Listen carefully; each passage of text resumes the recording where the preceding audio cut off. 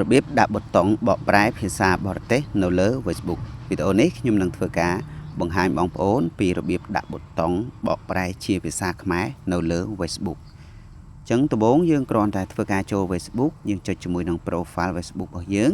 ហើយ scroll មកក្រោមចុចទៅលើពាក្យថា Setting and Privacy បន្ទាប់មកចុចទៅលើពាក្យថា Setting ឬហើយយើងធ្វើការ scroll មកក្រោមបន្តិចហើយត្រូវយកពាក្យថា language and religion បាទអញ្ចឹងមកដល់ត្រង់ចំណុចនេះខ្ញុំនឹងបង្ហាញបងប្អូនលម្អិតតែម្ដងត្រង់ចំណុចនីមួយៗបាទអញ្ចឹងជាដំបូងយើងចុចត្រង់ចំណុចខាងលើហ្នឹងដើម្បីបដូរទៅជាភាសាខ្មែរជាមុនសិនបាទអញ្ចឹងខ្ញុំសូមធ្វើការ select នៅត្រង់ចំណុចភាសាខ្មែរបាទអូខេអញ្ចឹងបន្ទាប់ពីយើងធ្វើការផ្លាស់ប្ដូរភាសារួចរាល់ត្រង់ចំណុចទី2ណាបងប្អូនត្រូវធ្វើការចុចទៅលើហ្នឹងហើយបងប្អូនអាចធ្វើការ select នៅត្រង់ចំណុចហ្នឹងដែរអញ្ចឹងសូមធ្វើការជ្រើសរើស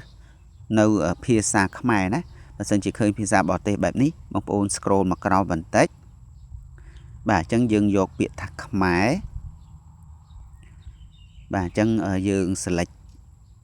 ត្រង់ចំណុចហ្នឹងមកហើយបន្ទាប់មកយើងធ្វើការ scroll ឡើងលើបាទហើយយើងគ្រាន់តែធ្វើការចុចពាក្យថារក្សាហ្នឹងបងប្អូនណារក្សាទុកហ្នឹងមកបន្ទាប់មកទៀតយើងចុចកន្លែងសញ្ញាព្រួយយើងចេញសិនមកហើយត្រង់ចំណុចទី3បាទកន្លែងយើងដាក់ភាសាហ្នឹងបងប្អូនណាបកភាសាហ្នឹងយើងចុចត្រង់ចំណុចហ្នឹងមកអញ្ចឹងយើងអាចធ្វើការជ្រើសរើស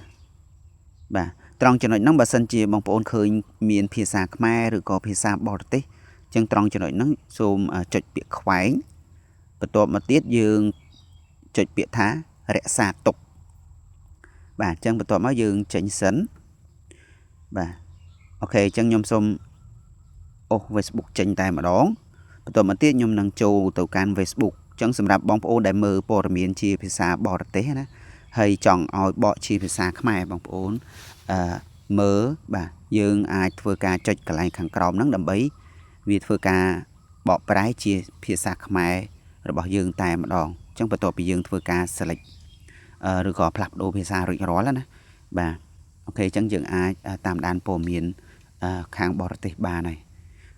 អញ្ចឹងវីដេអូក្នុងការ